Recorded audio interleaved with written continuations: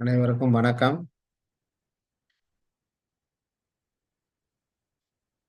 உலகத்தில்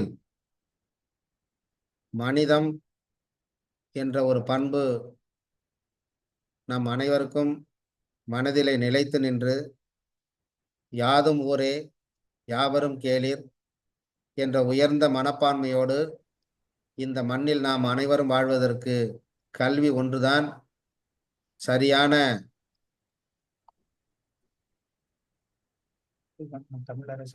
சரியான ஒரு வழிமுறை என்பதை நமது முன்னோர்கள் உணர்ந்து, ஒருமையில் தான் கற்ற கல்வி ஒருவருக்கு எழுமையும் ஏமாப்பு உடைத்து என்று நமக்கு சொல்லி இருக்கிறார்கள். இதுல எழுமை என்பது முழுமை என்பது.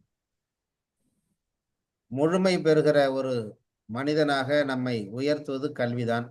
அத்தகைய கல்வியை பெற்று உயர்ந்த நிலைகளில் மாணவ செல்வங்கள் வாழ வேண்டும் என்கிற உயர்ந்த விழுமியத்தை செயலாக்கிய எமது கல்லூரியின் நிறுவனர் போற்றுதலுக்குரிய பூஜ்ய ஸ்ரீ சுவாமிஜியின் பொன்னார் திருவடிகளை மனம் மொழி மெய்களால் வணங்கி, அதே சிந்தனையை செயலாற்றி வருகிற ஆற்றல் மிகு நமது கல்லூரியின் செயலாளர் அம்மா அவர்களையும், உயர்திரு தாளாளர் ஐயா அவர்களையும், மதிப்பிற்குரிய முதல்வர் மற்றும் துணை முதல்வர், எமது கல்லூரியின் அனைத்து துறை தலைவர்கள், பேராசிரியர் பெருமக்கள் அனைவரையும் இந்த நேரத்தில் வணங்கி, எமது தமிழ்துறையின் சார்பாக முனைவர் ஷே கணேசமூர்த்தி ஐயா அவர்கள் ஏற்பாடு செய்துள்ள ஆசிரியர் திறன் மேம்பாட்டு பயிற்சி வகுப்பின் 5ஆம் நாள். இந்த நாளிலே ஒரு மிகச்சிறந்த ஒரு உறவை உத்தரப்பிரதேசத்தில் இருந்து நாம் இன்று வருக வருக என வரவேற்கிறோம். ஐயா இரா தமிழ்ச்செல்வன் ஐயா அவர்கள் தமிழ் உதவி பேராசிரியராக அலிகார் முஸ்லிம் பல்கலைக்கழகத்திலே பணியாற்றி வருகிறார்கள். Comparative literature and translation department of modern Indian language ஃபேக்கல்ட்டியில் இருக்காங்க. அவர்கள் கொங்கணியிலிருந்து தமிழ் குறித்த நாவல்களை இயற்றியிருக்கிறார்கள். உலக மொழிகளில் திருக்குறள் மொழிபெயர்ப்புகள் செய்திருக்கிறார்கள். செவ்வியல் மரபுகள் குறித்த NCBH வெளியீடாக ஐயா நூல் இயற்றியிருக்கிறார்கள். திருக்குறள் கருத்து புலப்பாட்டில் அணியியல் குறித்த ஆய்வினை செய்திருக்கிறார்கள். மற்றும் சர்வதேச தேச அளவிலே நம்முடைய கருத்தரங்களில் கலந்து கொண்டு தமது ஆளுமையை, தமிழ் பணியை இந்த உலகிற்கு செய்து வருகிறார்கள். அன்னார் அவர்களை கல்லூரியின் நிர்வாகம் சார்பாகவும் தமிழ்துறை சார்பாகவும் மகிழ்ச்சியோடும் பணிவோடும் வரவேற்பதில் மகிழ்ச்சி அடைகிறேன். பார்வையாளர்களாக இருக்கக்கூடிய பேராசிரியர் பெருமக்கள் அந்த நேரத்தை பயன்படுத்தி கொள்ள வேண்டும். அவருடைய பொன்னான நேரம். உத்தரப்பிரதேசத்திலிருந்து ஓர் உயிரான உறவு என்று சொல்ல வேண்டும் ஐயா அவர்களை. இந்த நேரத்திலே வந்திருந்து நமக்கெல்லாம் ஒப்பிலக்கியமும் மொழிபெயர்ப்பும் குறித்து சிறப்புரையாற்ற இருக்கிறார்கள். அவர்களை மகிழ்ச்சியோடு வரவேற்று அமைகிறேன். நன்றி நன்றி நன்றி நன்றி. வாங்க ஐயா. வணக்கம். அனைவருக்கும் வணக்கம்.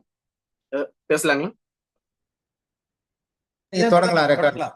ரெக்கார்ட்ல தான் இருக்கு. சுவாமி தயானந்த கலை அறிவியல் கல்லூரியினுடைய தமிழ்துறை ஒருங்கிணைத்திருக்கும் இந்த ஆசிரியர் திறன் மேம்பாட்டு பயிற்சியில கலந்து கொள்வது எனக்கு ரொம்ப மகிழ்ச்சியா இருக்கு. இந்த வாய்ப்பை உருவாக்கி தந்த தமிழ்துறையினுடைய தலைவர் மணிவாசகம், கணேசமூர்த்தி உள்ளிட்ட பேராசிரியர்களுக்கு என்னுடைய நன்றி. என்னுடைய வாசிப்பை அடியொற்றி ஒப்பிலக்கியம் மொழிபெயர்ப்பு குறித்த சில குறிப்புகளை தோழமையுடன் உங்களுடன் பகிர்ந்து கொள்வதுதான் இந்த உரையினுடைய நோக்கம். அந்த மாதிரிதான் இந்த உரையை திட்டமிட்டிருக்கேன்.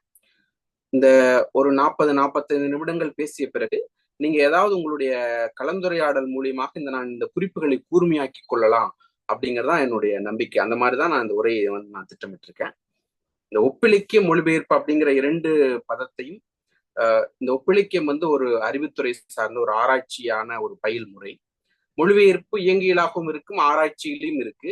ஆனால் இந்த 2ஐயும் ஆராய்ச்சியுடன் தொடர்புபடுத்தி நம்ம அந்த ஆராய்ச்சி பற்றி தான் இதுல பேச போறோம். ஆராய்ச்சியில இந்த ஒப்பிலக்கியமான களம் எப்படி இருக்கு, மொழிபெயர்ப்பு எப்படியாக இருக்கு, அது மாதிரிதான் நம்ம அந்த உரையை திட்டமிட்டிருக்கோம்.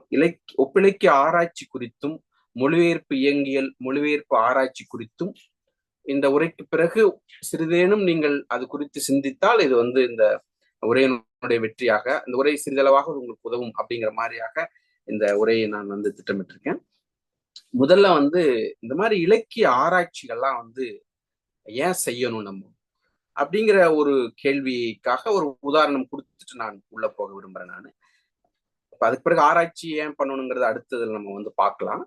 இலக்கிய ஆராய்ச்சிகள், இலக்கியத்தின் மீது, இலக்கியத்தை பற்றி ஏன் நம்ம ஆராய்ச்சி பண்ணணும், இலக்கியத்தினுடைய ஆற்றல் என்ன பெரிதா, இலக்கியத்தின் மீதான பார்வை குறித்து இலக்கிய ஆராய்ச்சிகளை நம்ம ஏன் செய்யணும் அப்படிங்கறக்காக ஒரு சின்ன சான்று நான் சொல்றேன். 1974 கென்னத் ஜெர்னிகன் அப்படின்னு ஒருத்தர் வந்து, அவர் வந்து பார்வையற்றோர் கூட்டமைப்பினுடைய தலைவர். அவர் வந்து சிகாகோல ஒரு உரை நிகழ்த்துறார். அது ஒரு வரலாற்று சிறப்பு மிக்க உரை. அந்த உரையை எல்லாம் எடுத்து வந்து பார்க்கலாம். அதுல அதனுடைய தலைப்பு என்ன அப்படின்னா, லிட்ரேச்சர் இஸ் எகெயின்ஸ்ட் அஸ் அப்படிங்கிறது அதனுடைய தலைப்பு. இலக்கியம் பார்வையற்றவர்களுக்கு எதிரானதா அப்படிங்கிறது அதனுடைய தலைப்பு. இந்திய மொழிகள் அது எந்த மொழிகள்லையும் மொழிபெயர்க்கப்படல. தமிழ்ல அதைய வந்து நானும் என்னுடைய ஆங்கில பேராசிரியருடைய நண்பரும் அதை தமிழ்ல மொழிபெயர்த்திருக்கு. அது உங்கள் நூலகத்திலையும் உயிர்மெயிலும் வெளியாயிருக்கு. இலக்கியம் பார்வையற்றவர்களுக்கு எதிரானதா அப்படிங்கிற அந்த கட்டுரை. அதுல அந்த உரை நிகழ்த்தினவர் ஒரு பார்வையற்றவர். அவர் என்ன சொல்றாரு அப்படின்னா, காலங்காலமாக இந்த இலக்கிய ஆளுமைகள் தொடர்ச்சியாக எங்களை சித்தரித்து சித்தரித்து எங்களை பற்றிய ஒரு பிம்பத்தை இந்த சமூகத்துல கட்டமைத்திருக்காங்க. அதை எங்களால மாற்றவே முடியல. நாங்கள் மிகப்பெரிய அளவில் இதனால பாதிக்கப்பட்டிருக்கிறோம். யாரெல்லாம் இப்படி எல்லாம் செய்திருக்கிறாங்க அப்படின்னு அவர் பட்டியலிட்டு கிட்டத்தட்ட மிக நீண்ட உரை வந்து நிகழ்த்தினார். அந்த உரையில் உருண்ட இலக்கிய ஆளுமைகள் வந்து நிறைய பேர். Victor Hugo, John Milton, Kipling, D H. Lawrence, எல்லாரை பற்றி, ஷெர்லாக் ஹோம்ஸினுடைய கதாபாத்திரத்தை உருவாக்கிய சர் ஆர்தர் கொனான், எல்லாத்துடைய தலையும் அதுல வந்து உருட்டியிருக்காரு. அத்தனை பேருமே வந்து எங்களுக்கு எதிராக வெவ்வேறு வடிவங்கள்ல ஒரு பிம்பத்தை உருவாக்கி சித்தரித்திருக்கிறாங்க. அதனால நாங்க மிகப்பெரிய அளவுல பாதிக்கப்பட்டிருக்கிறோம். இனிமேல் இந்த மாதிரி இலக்கிய ஆளுமைகளை நம்ப முடியாது. இனிமேல் நம்ம அந்த தன்மையை மாற்றணும் அப்படின்னா நம்மளாகவே இலக்கியத்தை உருவாக்க வேண்டும் அப்படிங்கிற மாதிரியாக அந்த உரையை வந்து நிவர்த்தி செய்கிறார். அதற்கு பிறகுதான் ஐரோப்பிய நாடுகள்ல பார்வையற்றவர்களால தன் வரலாறுகள் எழுதப்பட்டுச்சு. நீங்க ஒரு மாதிரியான பிம்பத்தை உருவாக்கிட்டு வரீங்க, இனிமேல் அதை நம்பி பலன் கிடையாது, நாங்களே வந்து எழுதுறோம் அப்படின்னு பார்வையற்றவர்களுக்கான தன் வரலாறுகள், life writings of the disabilities, அந்த விஷுவலி இம்பேர்ட், அவங்க வந்து எழுதுனது வந்து இந்த உரைக்கு பிறகுதான் வந்து உருவாச்சு. இப்ப இலக்கியத்தினுடைய ஆற்றல் எவ்வளவு வலிமையானது, அதுல இருக்கக்கூடிய விஷயங்களை பற்றி சொல்லியிருக்கிறாங்க. அதற்கு பிறகு ஒரு புதிய டிசபிலிட்டி ஸ்டடீஸே வந்து ஒண்ணு உருவாகுது. அதுக்கு பிறகு நிறைய தன் வரலாறுகள் உலகெங்குமே வந்து எழுதப்பட்டுச்சு. இலக்கியத்தினுடைய ஆற்றலையும் புரிந்து கொள்ளலாம், இலக்கிய ஆராய்ச்சிகளை நம்ம ஏன் செய்யணுங்கிறதையும் இதன் மூலியமாக புரிந்து கொள்ளலாம். அதனால் நம்பிக்கையுடனும் நம்ம வந்து பெருமையுடனும் தொடர்ச்சியாக இலக்கியத்தை வந்து நம்ம ஆராய்ச்சி பண்ணிட்டு இருக்கலாம். இலக்கியத்திற்கும் அந்த மாதிரியான ஒரு ஆற்றல் உண்டு. அதே உரையில் அவர் வந்து சொல்றார், நீங்க சும்மா கூகுள்லயே சர்ச் பண்ணி பார்க்கலாம். அமெரிக்காவில் ஒரு உள்நாட்டு போர் வந்து நடக்குது. 1861 65 வரைக்கும் நடக்குது. அந்த உள்நாட்டு போருக்கு வடக்கு படைக்கும் தெற்கு படைக்கும் புல்ரன் அப்படிங்கிற இடத்துல 2 பேரும் போரிட்டு இருக்கிறாங்க. 4 ஆண்டுகள் நடந்த போர் அது, உள்நாட்டு போர், சிவில் வார் அது. அந்த போருக்கு யார் காரணம்னு கூகுள்ல போய் நீங்க சர்ச் பண்ணீங்கன்னா வால்டர் ஸ்காட்னு வருது. வால்டர் ஸ்காட் ஒரு இலக்கிய எழுத்தாளர். ஆனால் வால்டர் ஸ்காட் தான் இந்த மாதிரியான உள்நாட்டு போருக்கு மிக முக்கியமான காரணம் அப்படின்னு அதுல வந்து எழுதியிருக்காங்க. வால்டர் ஸ்காட்டும் ஹாரியட் பீட்டர்ஸ்டோவும் தான் இந்த போருக்கான காரணம். ஏன்னா இவங்க 2 பேரும் உருவாக்கிய கதாபாத்திரங்களைத்தான் அவங்க நெஞ்சில் நிலைநிறுத்தி கொண்டு 2 படை வீரர்களும் போட்டி போட்டுக்கிறாங்க. கிங் ரிச்சர்ட் இவான்ஹோ அப்படிங்கிற 2 கதாபாத்திரம் வால்டர் ஸ்காட்டினுடைய கதாபாத்திரம். அதைய நெஞ்சில் நிறுத்தி கொண்டுதான் இங்க வந்து போர் நடக்குது, ஒரு படை வீரனர். அதே போல ஹாரியட் பீட்டர்ஸ்டோவினுடைய இன்னொரு கவிதையை எடுத்துக்கொண்டு அவங்க வந்து போர் புரிகிறாங்க. ஒருவேளை இந்த 2 எழுத்தாளர்களும் இல்லாமல் இருந்திருந்தால் இந்த போரே நடந்திருக்காது அப்படின்னு அமெரிக்காவினுடைய உள்நாட்டு போர் குறித்த வரலாற்றில் எழுதப்பட்டிருக்கு. அந்த அளவுக்கு இலக்கியம் வந்து ஆற்றல் வாய்ந்தது. அதுல நடக்கக்கூடிய விஷயங்களை தான் நான் முன்னாண்ட ஒரு எடுத்துக்காட்டு நான் சொன்னேன். இலக்கியம் என்பது ஆற்றல் வாய்ந்தது. இலக்கிய ஆராய்ச்சிகள்ல வந்து நம்ம செய்ய வேண்டியதற்கான தேவை இருக்கு. அதனுடைய தொடர்ச்சியா நம்ம பல்வேறு வகைமைகளையும் உருவாக்க முடியும். அதற்காகத்தான். அதனால இதுல வந்து நம்ம தொடர்ச்சியாக இதுல வந்து பயணிக்க வேண்டும் அப்படிங்கிறத முதல்ல அடிப்படையில நம்ம வந்து இதைய புரிந்து கொள்ளலாம். அதுக்கு அடுத்தது வந்து நான் அதை விரிவாக பேசல, நீங்க வந்து பாருங்க. அடியும் முடியும் அப்படின்னு கைலாசபதி ஒரு கட்டுரை எழுதியிருக்காங்க. அது எல்லாம் ஆசிரியர்கள் பெரும்பாலும் எல்லாரும் தெரிந்திருப்பாங்க. முனைவரப்பட்ட ஆய்வாளர்கள் இருந்திருந்தால் அவங்களும் அதைய கண்டிப்பாக ஆராய்ச்சிக்குள் உள்ள போவதற்கு முன்னாடி அவங்க படிக்க வேண்டிய பல கட்டுரைகள்ல ஒரு முக்கியமான கட்டுரை அடியும் முடியும். கைலாசபதியினுடைய கட்டுரை அடிய முடியும்னு புத்தகம். அந்த புத்தகத்துல முதல் கட்டுரை அதுதான். அதுல வந்து படிங்க. அந்த கட்டுரையினுடைய அடிப்படையை மட்டும் நான் வந்து சொல்றேன். அதாவது நம்பிக்கைன்னு ஒண்ணு இருக்கு. அடியும் முடியும் காண முடியும் அப்படின்னு ஒரு காண முடியாது அப்படின்னு ஒரு நம்பிக்கை வந்து இருக்கு. ஆனால் ஆராய்ச்சி என்பது அதல்ல. முயன்றால் அனைத்தையும் பெறலாம் என்பதுதான் அந்த ஆராய்ச்சி விவரிக்குது. அந்த கட்டுரையை நீங்க வந்து போய் படிங்க. நான் முழுமையாக அதை வந்து விளக்கல. கைலாசபதி எழுதின அந்த அடிய முடியும் கட்டுரை வந்து படிங்க நீங்க. அப்ப ஆராய்ச்சி என்பது முடிவற்றது. முயன்றால் அனைத்தையும் பெறலாம். அப்படித்தான் அந்த அதனுடைய அடிப்படை. நல்லது கெட்டது இருக்கணும் இருக்கக்கூடாது அப்படிங்கிற விதிகளுக்கெல்லாம் கட்டுப்படாதான் ஆராய்ச்சி என்பது. அதுக்குள்ள எல்லாம் கட்டுப்படக்கூடாது. இது நல்லது, இது கெட்டது, இல்ல இது நல்லதுங்கிற மாதிரி ஒரு முடிவை தீர்க்கமாக நம்ம எடுத்துட்டு போயிட முடியாது. அடியும் முடியும் காண முடியாது, எல்லையற்றது அப்படிங்கிற முடிவெல்லாம் ஆராய்ச்சிக்குள்ள வந்து வராது. அதெல்லாம் நம்பிக்கை சார்ந்தது. ஆராய்ச்சிக்குள்ள அதற்கு இடம் இல்லை. விதிகளுக்கு கட்டுப்படாதான் ஆராய்ச்சி. ஆனால் நம்மளுடைய மரபான ஆராய்ச்சியில வந்து பாத்தீங்கன்னா கருதுகோள்னு இன்னைக்கு சொல்லக்கூடியதுல பெரிய அளவுல ஒரு முக்கியத்துவம் மரபான ஆராய்ச்சிகள்ல கிடையாது. நம்ம எந்த மாதிரியான முடிவுகள் எடுத்து வச்சிருந்தோம்னா மரபான ஆராய்ச்சியில் நான் சொல்றேன். நான் இயற்கையிலே எல்லாமே மறைந்திருக்கு, இயற்கையில எல்லாமே இருக்கு அப்படிங்கிற மாதிரியான ஒரு முறை பழைய ஆராய்ச்சி முறையில இருந்திருக்கு. அப்ப அந்த மறைந்திருப்பதை கண்டறிவது அப்படிங்கிற நோக்கில் ஆராய்ச்சிகள் நடந்தது.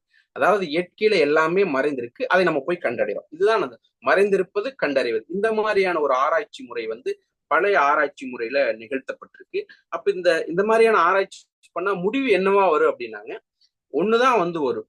ஒன்று இதுல ஒண்ணுமே இல்லை அப்படின்னா இதுல அனைத்தும் இருக்கு. இந்த ரெண்டு முடிவுகள் தான் வந்து வரும். இப்போ திருக்குறள் வச்சுக்க, திருக்குறள் அனைத்துமே அதுல இருக்கு, இல்லைன்னா அதுல ஒண்ணு இல்லை. இந்த மாதிரியான முடிவுகளைத்தான் இந்த மாதிரியான ஆராய்ச்சி முறைகள் கொடுத்து கொண்டு இருந்துச்சு. இந்த பழைய ஆராய்ச்சி முறைகள் இந்த மாதிரியான ஆராய்ச்சி முறைகளும் தொகுப்பாய்வுகளுமாக முறைகள் இருந்திருப்பதை வந்து தமிழ் ஆராய்ச்சி இதுல வந்து பார்க்க முடியுது. இந்த மாதிரிதான் வந்து ஆராய்ச்சிகள் வந்து முதல்ல நடந்துட்டு இருக்கு. ஆனால் அறிவியல் ஆராய்ச்சி, சயின்டிபிக் ரிசர்ச் வந்து இதுல இருந்து கொஞ்சம் மாறுபட்டதாக வந்து இருக்கு. அதுல வந்து என்னன்னா 2 எடுகோள்களை அவங்க அடிப்படையா வைத்திருக்காங்க. கருதுகோள் என்பது அதற்கு முந்தைய நிலை எடுகோள். ஆக்சிம்னு ஆங்கிலத்தில் சொல்றாங்க, AXIOM சொல்லிட்டு. இது வந்து ஹைப்போதிசிஸ்ன்னு சொல்றாங்க. ஒரு புத்தகத்தை நம்ம எடுத்து வச்சுக்கிறோம். முனைவர் பட்ட ஆய்வாளர்கள் இருப்பதால நான் அதை சொல்றேன். பேராசிரியர்களாக தெரிந்திருக்கும். ஒரு புத்தகத்தை நீங்க எடுத்து வச்சிருக்கிறீங்கன்னா அந்த புத்தகத்தை படிக்காமலேயே நீங்க ஒரு கருத்தை, அந்த புத்தகத்தை பற்றி ஒரு கருத்தை சொன்னீங்கன்னா அது எடுகோள். அந்த புத்தகத்தை வந்து ஒரு 25%, ஒரு 10% படிச்சுட்டு அதை பற்றி ஒரு கருத்தை முன்வைத்தீங்கன்னா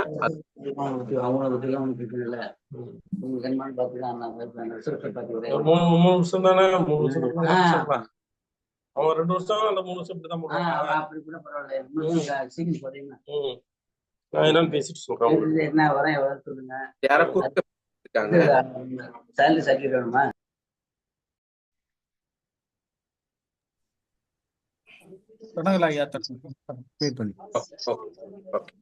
அப்போ இந்த மாதிரி அதுல 2 எடுகோள்கள் வந்து இருக்கு. என்னன்னா நடப்பவைகளுக்கெல்லாம் காரணம் இருக்கிறது. இதான் சயின்டிபிக் ரிசர்ச். அறிவியல் ஆராய்ச்சியில நம்ம தெரிந்து கொள்ள வேண்டிய முதல் எடுகோள் என்ன அப்படின்னா, நடப்பவைகளுக்கெல்லாம் காரணம் இருக்கிறது. there is a cause, there is a reason for everything.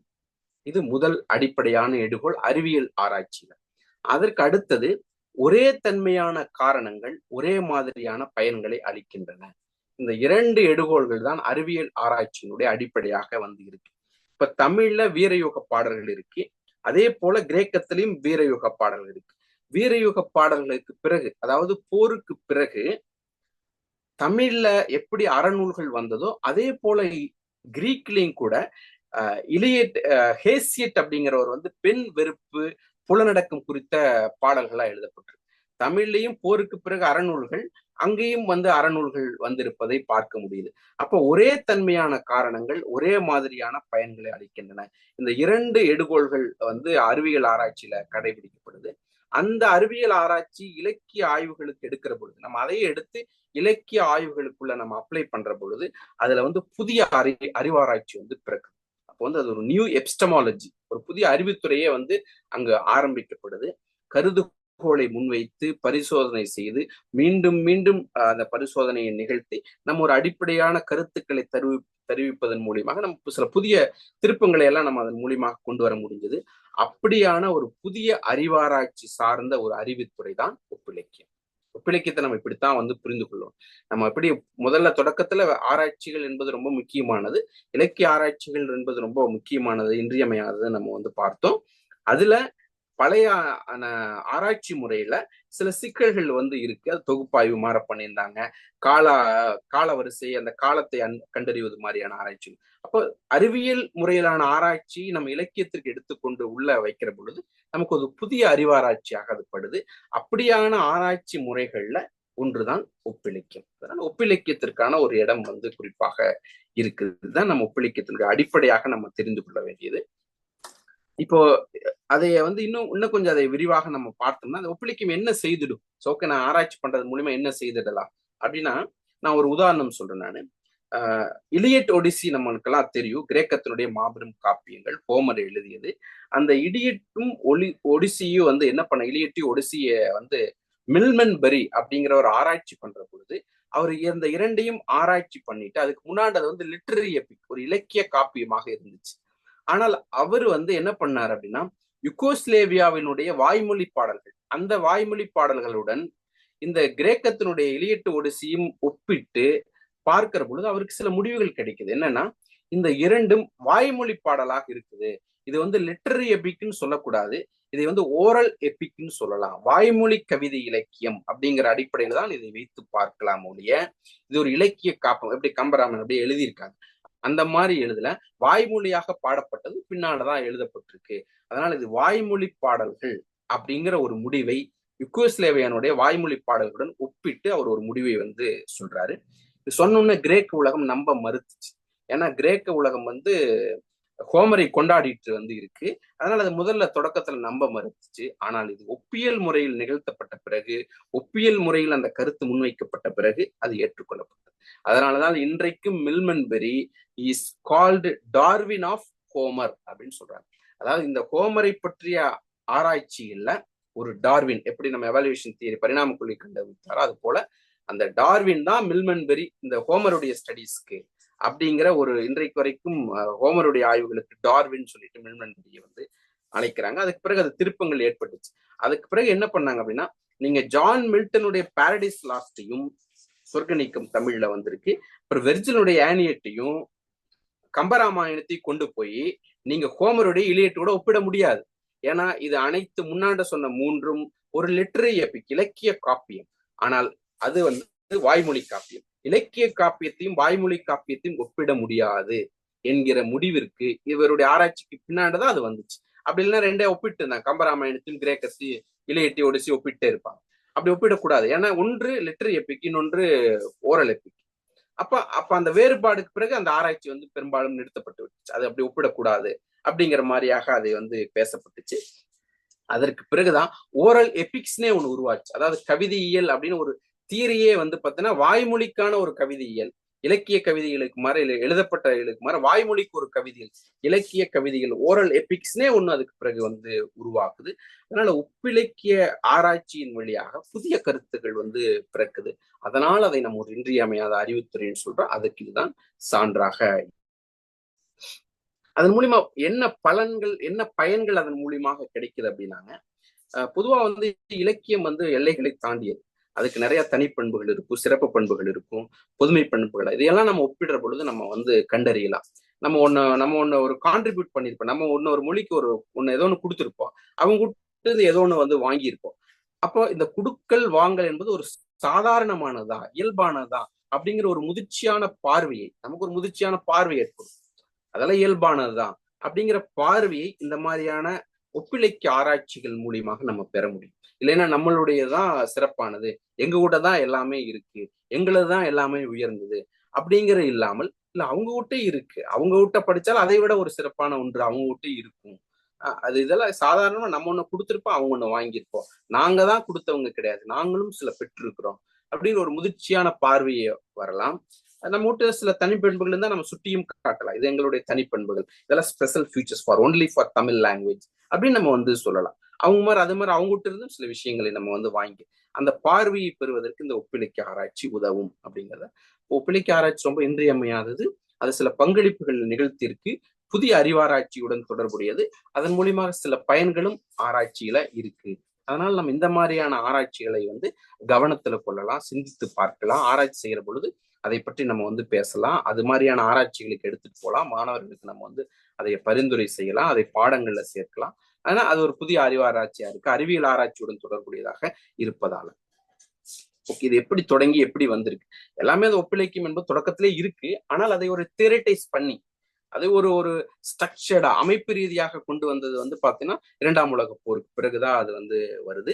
அது பரவலாக விவாதிக்கப்படுது. 1945க்கு பிறகுதான் அது பரவலாக விவாதிக்கப்படுது. பிரான்ஸ், அமெரிக்கா போன்ற ஜெர்மனி முதலான நாடுகள்ல தான் அது முதல்ல பேசப்படுது. இங்கிலாந்துக்காரங்க எப்பொழுதும் மரபான ஆராய்ச்சி தான் பண்ணுவாங்க. அவங்க வந்து ஒரு ட்ரெடிஷனல் ரிசர்ச்சர்ஸ்.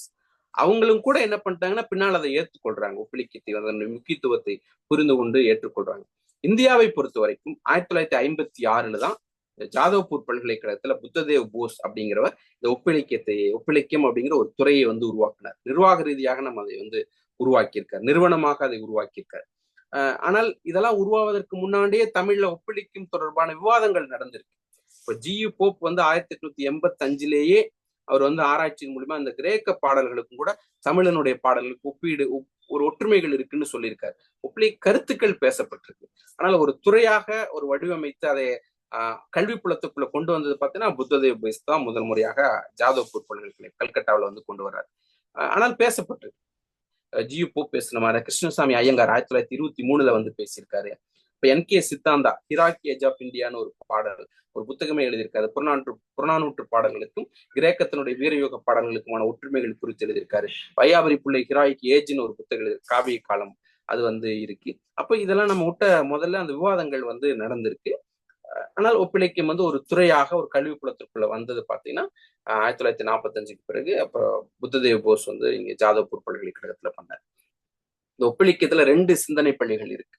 2 தான் அது தொடக்கத்துல. நீங்க அடிப்படையில ஒப்பிலக்கிய ஆராய்ச்சி பண்றவங்க இந்த 2 சிந்தனை பள்ளிகளையும், ஒன்று வந்து பிரான்சின், ஒன்று அமெரிக்கா, 2 சிந்தனை பள்ளிகள் தான் இருக்கு. அதுல என்னன்னா இந்த ஒப்பிலக்கியத்துல 2 வார்த்தை இருக்கு. ஒன்று ஒப்பு, இன்னொன்று இலக்கியம்.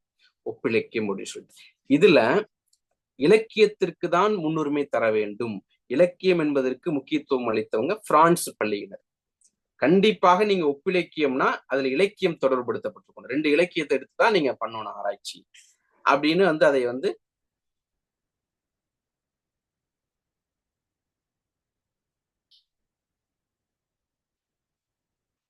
யாரோ வீடியோ ஆன் பண்ணியிருக்காங்க.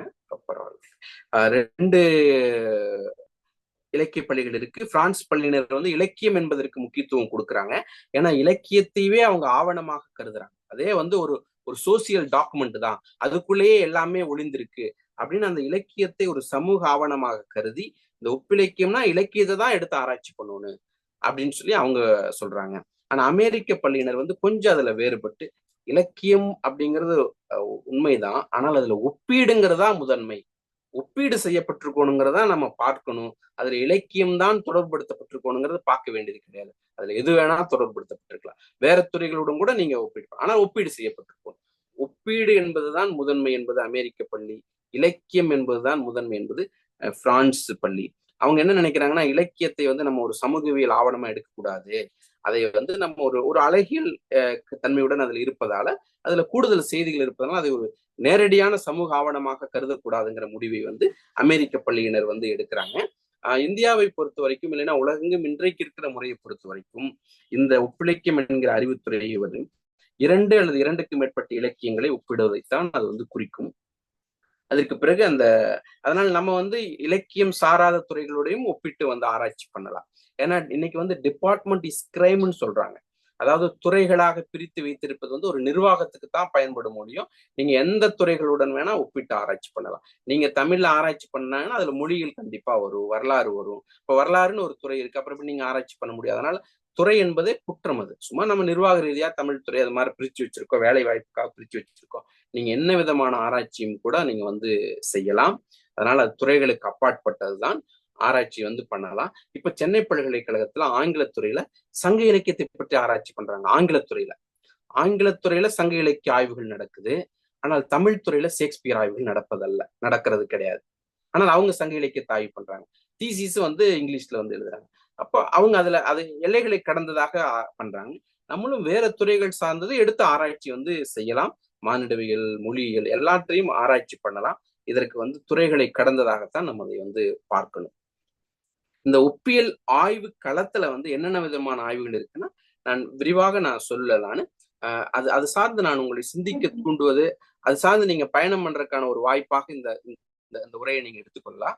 பிறகு அதை நீங்க இன்னும் கொஞ்சம் கூடுதலாக பார்த்து அதுல பயணம் செய்யறதா இருந்தா நீங்க வந்து செய்யலாம். அதை வந்து சிந்தித்து வந்து பார்க்கலாம்.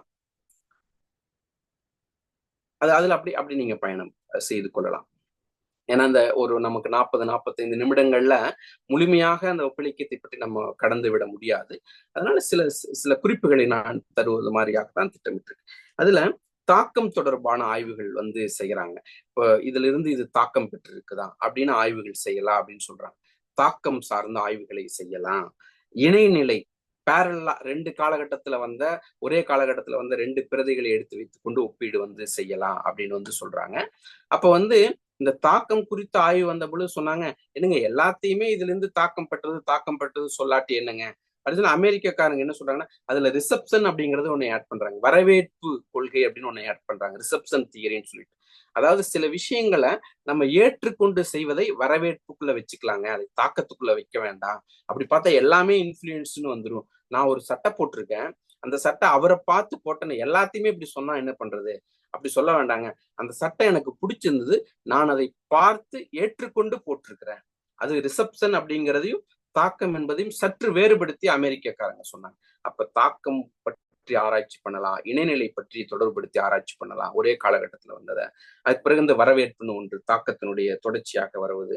அதுக்கப்புறம் அடிக்கருத்திகள் தொடர்பான ஆய்வு, தீமெட்டாலஜி, அதுல வந்து அடிக்கரு துணைக்கரு எல்லாம் வைத்துக்கொண்டு அது மாதிரியான ஆராய்ச்சி பண்ணலாம். நான் ஒரு எடுத்துக்காட்டு அடிக்கருத்திகளுக்கு சொல்றேன் நான். அது அப்ப வந்து அப்படியான ஆராய்ச்சி பண்ற பொழுது நம்ம சொல்றோம் நம்ம தமிழ்காரங்க எல்லாம் தனியானவங்க, கேரளாக்காரங்க எல்லாம் தனியானவங்க, அவங்களுக்கு எனக்கு என்ன சம்மந்தம் இருக்கு அப்படின்னு இல்லாம இப்போ ஒரு நமக்கு சட்டை ஏதாவது ஒரு கிழிந்திருக்கு அப்படின்னா நம்ம ஊர்ல எல்லாம் சொல்லுவாங்க, என்னடா சட்டை 17 இடத்துல கிழிஞ்சிருக்கு அப்படின்னு. அது என்ன 17 இடம்? ஆக்சுவலி 17 இடத்த எண்ணி பார்த்தா 17 இடமா இருக்காது. ஆனால் அந்த 17ங்கிற எண் வந்து குறியீடாக இருக்குன்னா, நான் கொங்கணியில மொழிபெயர்த்துட்டு இருக்க பாக்குறேன், அங்கேயும் அதே மாதிரி சொல்றாங்க, சட்டை பாருங்க அவன் 17 இடத்துல கிழிஞ்சு போட்டு வர்ற அப்படின்னு. அப்ப அங்கேயும் அது வந்து இருக்கு. அப்ப இதெல்லாம் ஒரு பொதுத்தன்மை, ஒரு நிலத்திற்குள்ள நிறைய பொதுத்தன்மைகள் இருப்பதை நம்ம சுட்டி காட்ட முடியும். அதன் மூலியமாக நம்மளுடைய மொழி உயர்ந்தது எங்க கிட்ட தான் உயர்ந்தது இருக்குன்னு இல்லை, நம்ம அவங்க கிட்ட இருந்து நம்ம சில பெற்றிருப்போம், நம்ம கிட்ட இருந்து அவங்க பெற்றிருப்பாங்க. அப்படிங்கிற ஒன்றை நம்ம வந்து வைத்துக்கொண்டு அதை கடந்து போவதற்கான வாய்ப்புகளை இந்த மாதிரியான அறிவாராய்ச்சிகள் வந்து வழங்கும். அதுக்கு பிறகு மொழிபெயர்ப்பு தொடர்பான ஆய்வுகள் பண்ணலாம். ஒப்பிலக்கியத்தினுடைய ஒரு பகுதியாதான் மொழிபெயர்ப்பு இருந்துச்சு.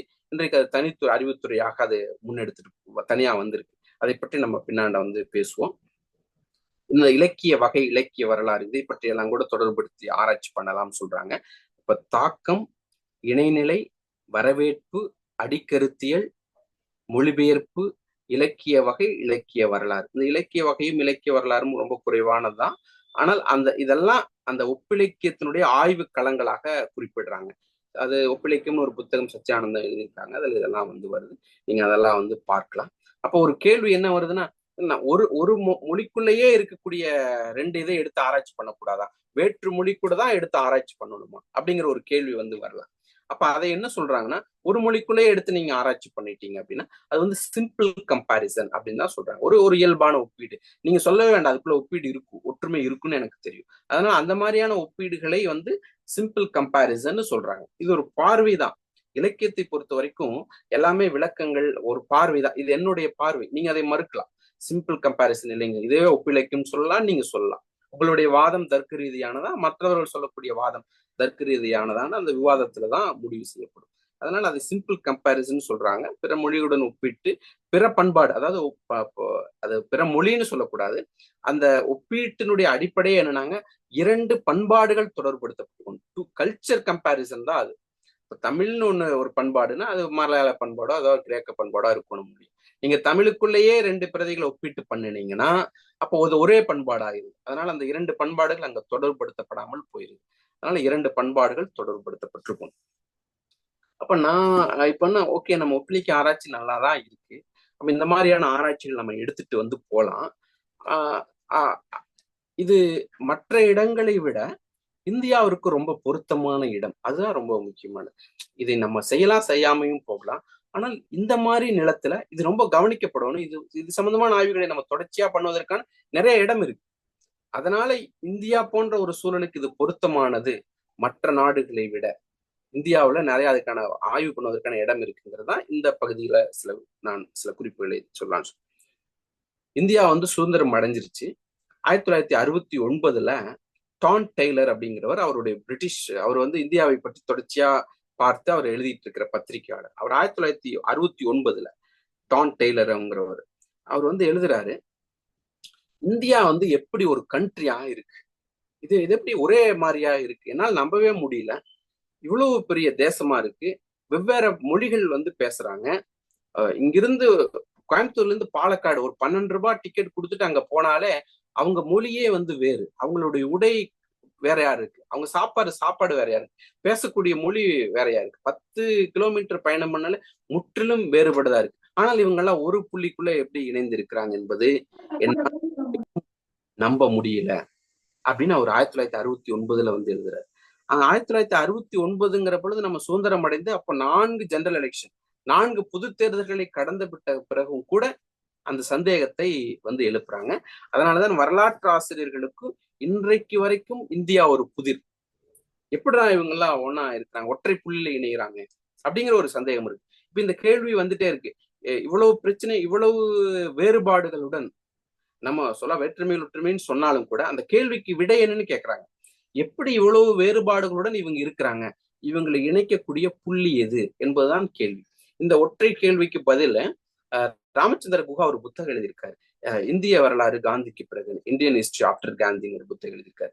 கிழக்கு பதிப்பகத்துல 2 வால்யூம், 900 பக்கங்கள். அது கிட்டத்தட்ட ஒரு 2 வால்யூமும் அது மொழிபெயர்த்து வெளியிட்டு இருக்காங்க. இந்த ஒற்றை கேள்விக்கு தான் அந்த 2 வால்யூமும் பதில் சொல்லுது.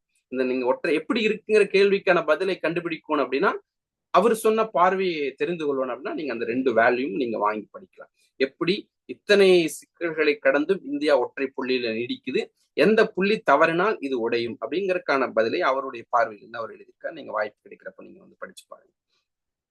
இந்தியாவில் வந்து பாத்தீங்கன்னா லாங்கஸ்ட் கவர்னர் ஜெனரலா இருந்தவர் ஜான் ஸ்டாச்சின்னு ஒருத்தர். அவர் தான் இங்க வந்து அதிக நாள் கவர்னர் ஜெனரலுடைய ஆலோசனை உறுப்பினராக இருந்தவர். அவர் வந்து அவர் இந்தியான்னு ஒரு புத்தகம் எழுதியிருக்காரு. அதான் கேம்பிரிட்ஜ்ல எல்லாம் பாடமா இருக்கு. நீங்க போனீங்கன்னா கேம்பிரிட்ஜ்ல இந்தியாவை பற்றி தெரிந்து கொள்ளணும்னா ஸ்டாச்சி எழுதின புத்தகத்தை எடுத்து படிப்பாங்க. அவர் வந்து எழுதியிருக்காரு, இந்தியா என்பது ஒரு நாடோ தேசமோ இருந்தது கிடையாது, இனி வரும் காலத்திலும் எப்பொழுதும் இருக்க போவது கிடையாது. இந்தியாவில் சில பகுதிகளில் வேணா ஒரு விதமான தேசிய உணர்வு ஏற்படலாம், ஆனால் அது இந்தியா முழுமைக்குமான பரவுவதற்கு சாத்தியமே கிடையாது. ஒருவேளை கிரிக்கெட் விளையாண்டா எல்லாம் ஒற்றுமையா இருப்பாங்க, அது கொஞ்ச நாளைக்கு தான், ஏதோ ஒரு சில இடங்கள்ல ஏற்படலாம். ஆனால் இது இந்தியா முழுமைக்கும் பரவி இந்தியா ஒரு நாடாக, ஒரு தேசமாக, நாடுக்கும் தேசத்துக்கு வித்தியாசம் இருக்கு, ஒரு தேசமாக, உணர்வுபூர்வமான ஒரு ஒற்றை தேசமாக இந்தியா எப்போதைக்கும் இருக்காது, இருக்க போவதும் இல்லைன்னு அவர் அந்த புத்தகத்துல எழுதியிருக்காரு. அதான் பாடமா கூட கேம்பிரிட்ஜ்ல எல்லாம் வந்து இருக்கு. இப்போ இந்தியாக்காரங்களும் அதை பற்றி கவலைப்பட்டிருக்காங்க. ஜவஹர்லால் நேரு அதை பற்றி கவலைப்பட்டிருக்காரு. அதை பற்றி அப்பா நீங்க அதை பற்றி இன்னும் படிக்கணும் அப்படின்னா த ஐடியா ஆஃப் இந்தியான்னு ஒரு புத்தகம் இருக்கு, சுனில் கில்னானி எழுதியிருக்காரு. இந்தியா எனும் கருத்தியல் தமிழ்ல வெளிவந்திருக்கு, இந்தியா எனும் கருத்தியல். அதை நம்ம படிச்சா நேருக்கு இருந்த கனவுகள் என்ன, இந்தியா என்கிற கருத்தியலை அவருக்கு இருந்த கவலை என்ன, இந்தியாவை எப்படி அவர் உருவாக்குறது, நம்ம எப்படியோ அடிச்சு பிடிச்சு சண்டை போட்டு சுதந்திரம் வாங்கிட்டோம், ஆனா எப்படிடா இவங்களை எல்லாம் இணைக்கிறது, நம்ம என்ன பண்ணலாம் அப்படிங்கிற அவருக்கு இருந்த ஐடியாவை பற்றி அந்த புத்தகத்துல வந்து எழுதியிருக்காங்க. நீங்க அதை படித்து வந்து பார்க்கலாம். அப்போ இவ்வளவு சிக்கல் இருக்கு. இந்தியாவும் கூட பல முயற்சிகள் எடுத்திருக்காங்க. 1961 இந்தியா ஒரு கமிட்டி போடுறாங்க. அந்த கமிட்டி போட்டு அவங்க என்ன சொல்றாங்க அப்படின்னா, இந்த மாதிரி இந்தியாக்காரங்க எல்லாம் உணர்வுபூர்வமா எல்லாம் இந்தியனா இருக்கணும், இதுக்கு என்ன பண்ணலாம்னு சொல்லுங்க, எஜுகேஷன் ரீதியா கல்விப்புல ரீதியாக என்ன பண்ணலாம்னு சொல்லுங்க அப்படின்னு ஒரு கமிட்டி வந்து போறாங்க. அந்த கமிட்டி எல்லா முடிவுகளையும் எடுத்து 1962 அந்த அறிக்கையை சமர்ப்பிக்கிறாங்க. அது இணையத்துல கிடைக்குது. நம்ம வந்து இந்தியாவுல படிக்க வேண்டிய 2-3 அறிக்கைகள்ல அது முக்கியமான அறிக்கை. சம்பூர் ஆனந்த் அப்படிங்கிற தலைமையில அந்த கமிட்டி போடுறாங்க. 1962 அந்த கமிட்டி வந்து பிஃபோர் த பார்லிமெண்ட்ல சப்மிட் பண்ணாங்க. அந்த அறிக்கையை நீங்க படிக்கலாம். மண்டல் அறிக்கையை வந்து நீங்க படிக்கலாம். அப்புறம் மொழிவாரி மாநிலங்கள் பிரிக்கப்பட்ட அந்த அறிக்கை, இதெல்லாம் நம்ம வந்து படிக்க வேண்டிய, இந்தியா சூழல்ல படிக்க வேண்டிய அறிக்கைகள். எல்லாமே இணையத்துல வந்து கிடைக்குது. 1962 அவங்க வந்து அந்த அறிக்கையை சமர்ப்பிக்கிறாங்க. இந்த மாதிரி இப்படியெல்லாம் செய்தா நம்ம இந்தியாவை வந்து உணர்வுபூர்வமாக ஒன்றிணைக்க முடியும் அப்படின்னு வந்து சொல்றாங்க. அப்ப இந்த பிரச்சனை அனைத்துக்குமே காரணம் என்ன தெரியுங்களா? மொழிகள் தான் ஒரு முக்கியமான காரணம். பல காரணங்கள் இருக்கு, மதம் இது மாதிரி இருந்தாலும் கூட மொழி வந்து ஒரு முக்கியமான காரணம் அது. ஏன்னா இப்ப வந்து 2011 கணக்கெடுப்பு, அதுக்கு பிறகு கணக்கெடுப்பு வரல.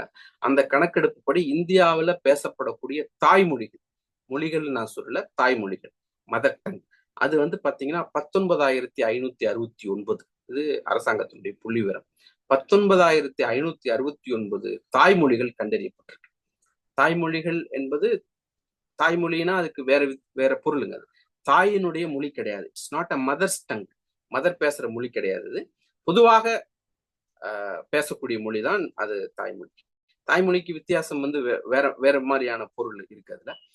19,569 மொழிகள் வந்து அங்க வந்து இந்தியாவில் தாய்மொழிகள் கண்டறியப்பட்டிருக்கு. இதுல 10,000 பேருக்கு மேல் பேசக்கூடிய மொழிகள் மட்டும் நம்ம கிட்ட 121 மொழிகள் இருக்கு. 121 மொழிகள் 10,000 பேருக்கு மேல வந்து பேசுறாங்க. அப்போ இந்த மொழிகள்ல இருந்து நம்ம ஒரு 22 மொழிகளை மட்டும் எடுத்து 8வது அட்டவணை பட்டியல் மொழியில வச்சிருக்கோம். ஷெட்யூல்டு லாங்குவேஜஸ்ல வந்து வைத்திருக்கிறோம். அதுக்கு பிறகு இப்போ வேற சில கணக்கெடுப்புகளும் கூட எடுத்திருக்காங்க. ஜிஎன் தேவின்னு ஒருத்தர் ஒரு கணக்கெடுப்பு எடுத்திருக்காரு, PLSIன்னு சொல்லிட்டு, பீப்புள் லிங்குஸ்டிக் சர்வே ஆஃப் இந்தியான்னு சொல்லிட்டு. அதான் இந்திய சுதந்திரத்துக்கு பிறகு எடுக்கப்பட்ட முதல் பொது கணக்கெடுப்பு. தனியார் நிறுவனமே ஒரு கணக்கெடுப்பு எடுத்திருக்காங்க. அதுல 780 மொழிகள் இந்தியாவில் பேசப்படுறதாக வந்து சொல்றாங்க அவங்க. இவ்வளவு மொழிகள் மட்டும் கிடையாது, நம்ம கிட்ட பல எழுத்து முறைகளும் கூட இங்க இருக்கு. நிறைய எழுத்து முறைகள் இருக்கு. இப்போ நம்ம மொழி எழுதுற மொழியெல்லாம் தமிழ் அப்படிங்கிற எழுத்து முறைகள், தமிழி அப்படின்னு நம்ம வந்து சொல்றோம். தமிழ் பிராமின்னு கூட சொல்றாங்க. அது தமிழின்னு சொல்லலாமா, தமிழ் பிராமின்னு சொல்லலாமா அப்படிங்கிற 2 சந்தேகங்கள் வந்து இருக்கு. அது நான் விரிவா அதுக்குள்ள போகல. நீங்க Rajan sir, archaeologist Rajan sir ஒரு கட்டுரை எழுதியிருக்காங்க, ஆவணத்துல அது வெளிவந்திருக்கு. அதை நீங்க வந்து படிக்கலாம். ஏன் நம்ம தமிழின்னு சொல்றோம், தமிழ் பிராமின்னு சொல்றோம், அதை பற்றியான சில காலம் அது குறித்தெல்லாம் விரிவாக எழுதியிருக்காங்க. அது வந்து நம்ம 2 புத்தகத்துலதான் இந்திய எழுத்து முறைகள் பற்றி பேசப்பட்டிருக்கு. ஒண்ணு லலித விஸ்தாரா, இன்னொன்று பன்னவன சுத்தா. இந்த 2ல தான் எழுத்து முறைகள் பற்றி பேசப்பட்டிருக்கு. அதுல இருந்தா எடுத்திருக்காங்க. விரிவான குறிப்புகளுக்கு நீங்க அந்த கட்டுரையை படிங்க. நீங்க நான் சில புத்தகங்களையும் கட்டுரைகளும் சொல்வதற்கு காரணம் நம்ம முழுமையாக விவாதிக்க முடியாது. அதுல இருந்து நீங்க மீண்டும் தொடர்ச்சி ஆர்வம் இருக்கிறவங்க பயணிக்கலாம் அப்படிங்கிறக்காக.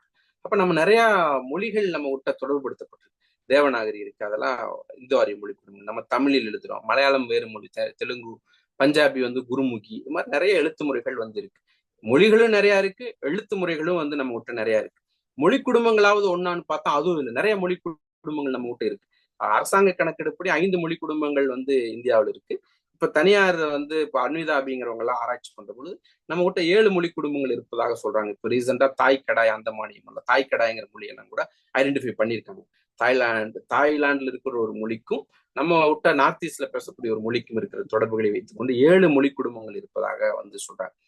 மொழிகளும் எழுத்து முறைகளும் மொழி குடும்பங்களும் இவ்வளவு நிறைய இருப்பதால வந்து பாத்தீங்கன்னா இந்த மாதிரியான ஒரு பன்மைத்துவத்தினுடைய அடையாளமாக இந்தியா வந்து இருக்கு. இதுக்கு ஒரு எடுத்துக்காட்டும் கூட சொன்னா நமக்கு இன்னும் எளிமையாக அது இருக்கும். நீங்க அலகாபாத் போனீங்கன்னா அங்க ஒரு பில்லர் வந்து இருக்கு. அது இப்ப பார்க்க முடியாது. அந்த பில்லர் வந்து ஏன்னா அந்த திரிவேணி சங்கம் அந்த அலகாபாத் கோட்டைக்குள்ள அதை எடுத்து வச்சிருக்காங்க. அது வந்து ஒரு ப்ராஹிபிட்டட் ஏரியா, அது வந்து ரெஸ்ட்ரிக்டட் ஏரியா. அங்க வந்து மிலிட்ரி ஜோனா இருக்கிறதுனால அந்த உள்ள நம்ம வந்து பார்க்க முடியாது.